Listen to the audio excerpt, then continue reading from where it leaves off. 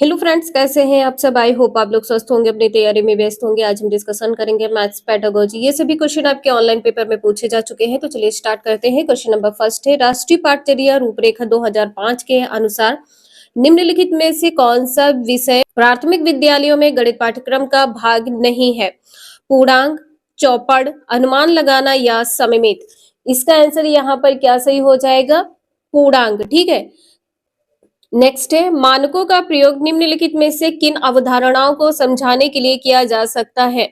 संख्याबोध, भिन्न प्रतिरूप, भिन्न स्थानीय मान आयतन, संख्याबोध प्रतिरूप आयतन, संख्याबोध चौपड़ स्थानीय मान। इसका आंसर यहाँ पर ए सही हो जाएगा।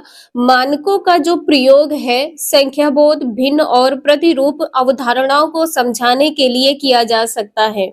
यहाँ पर आयतन निकालने की बात की गई है, ये पॉइंट यहाँ पर गलत होगा। ठीक है, ये पॉइंट यहाँ पर गलत होगा। स्थानीय मान, ये भी पॉइंट यहाँ पर गलत होगा। नेक्स्ट है, निम्नलिखित में से कौन से कथन सही हैं? समस्या समाधान में लड़के लड़कियों से अधिक योग्य हैं। ग्रामीण पृष्ठभूमि में आने वाले बच्चों को गणित कठिन लगता है। अध्यापक के विचारों का असर गणित सीखने वालों के प्रदर्शन पर होता है।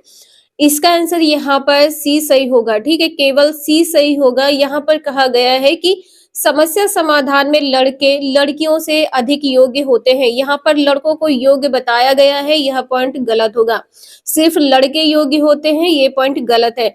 ग्रामीण पृष्ठभूमि से आने वाले बच्चों को गणित कठिन लगता है, ये भी पॉइंट गलत है।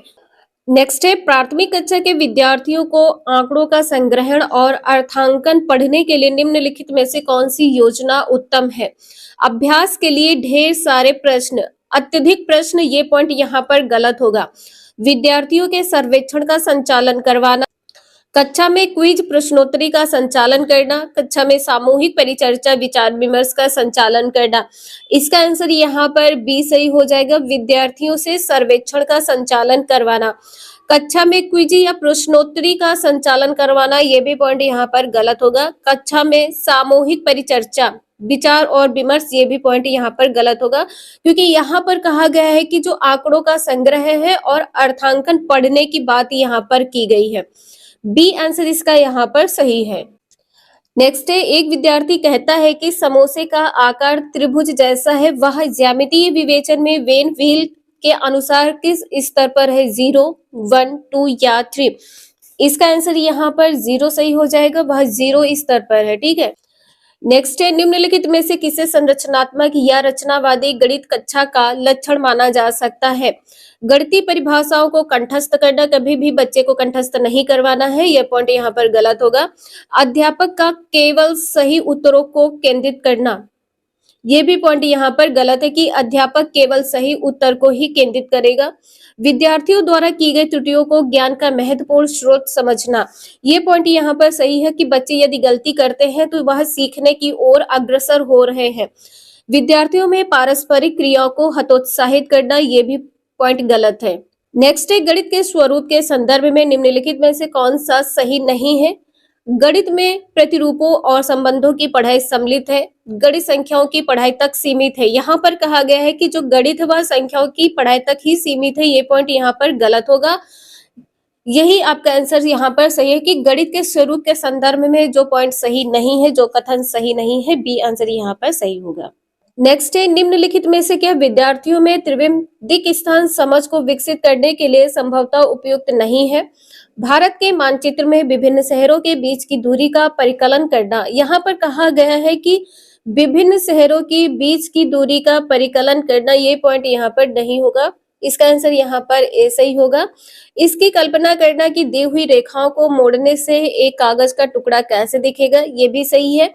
निर्देश देना कि वे विद्यालय से घर कैसे जा सकते हैं, ये भी पॉइंट यहाँ पर सही है। पेंसिल के ऊपरी दृश्य का पार्श्व दृश्य से सुमेलन करना, ये भी सही है। यहाँ पर आपका जो त्रिविम या दिक् स्थान की समझ को विकसित करने में उपयुक्त नहीं है, ए आंसर इसका यहाँ पर सही होगा। नेक्स्ट है, समतल आकृतियों के क्षेत्रफल को मापने के संदर्भ में निम्नलिखित में से कौन सा कथन सही नहीं है? विद्यार्थियों को अवसर दिया जाना चाहिए कि वे विभिन्न सूत्रों की खोज करें। क्षेत्रफल मापने वाले सूत्रों को क्षेत्रों के अनुमान से पहले पढ़ाया जाना चाहिए। यहाँ पर कहा गया है कि जो क्षेत्रफल मापने वाले सूत्र हैं, इसको अनुमान से पहले पढ़ाया जाना चाहिए। मापन के औपचारिक मानकों का परिचय और परिपालन के लिए ग्रीड पेपर लाभदायक साधन हो सकता है। इसका आंसर यहाँ पर बी सही होगा। यहाँ पर बी आंसर इसका सही होगा। जैसे कि यहाँ पर कहा गया है कि क्षेत्रफल मापने वाले सूत्रों को क्षेत्रों के अनुमान से पहले, जो क्षेत्र है इसके अनुमान से पहले पढ़ाया जाना चाहिए। ये पॉइंट यहाँ पर गलत होगा। जो समतल आकृतियों के क्षेत्र को मापने के संदर्भ में कथन सही नहीं है। बी आंसर यहाँ पर सही होगा। नेक्स्ट है, गणित की अवधारणाओं के पदानुक्रमिक संदर्भ में निम्नलिखित में से कौन सा कथन सही नहीं है। गुणन का गठन योग की अवधारणा पर हुआ है। भाग का गठन व्यवकलन की अवधारणा पर हुआ है। पूर्णांकों का गठन प्राकृतिक संख्याओं की अवधारणाओं पर हुआ है। भिन्नों का गठन दशमलव की अवधारणाओं पर हुआ है। कौन सा कथन सही नहीं है ये बताना है। इसका आंसर यहाँ पर डी सही हो जाएगा। भिन्नों का जो गठन है ये दशमलव की अवधारणा पर हुआ है। ये पॉइंट यहाँ पर गलत है। बाकी यहाँ पर ये तीनों पॉइंट सही हैं, इन्हें आप जरूर देख लीजिएगा। नेक्स्ट है, प्राथमिक स्तर पर गणित के आकलन के विषय में निम्नलिखित में से क्या वांछनीय नहीं है। इसका आंसर यहाँ पर क्या होगा। अवधारणाओं की समझ के आकलन पर महत्व दिया जाना चाहिए, बिल्कुल सही है। एक विलक्षण परीक्षा प्रतिरूप का ही अनुकरण करना चाहिए। यहाँ पर कहा गया है कि जो एक परीक्षा है इसके प्रतिरूप का ही अनुकरण करना चाहिए। ये पॉइंट यहाँ पर गलत होगा। इसका आंसर यहाँ पर बी सही होगा। ठीक है, इसका आंसर यहाँ पर बी सही होगा। ये कुछ इंपॉर्टेंट क्वेश्चंस थे जो आपके ऑनलाइन पेपर में पूछे जा चुके हैं। वीडियो यूजफुल लगे लाइक करें, चैनल को सब्सक्राइब करें एंड शेयर करें। Thank you for watching this video.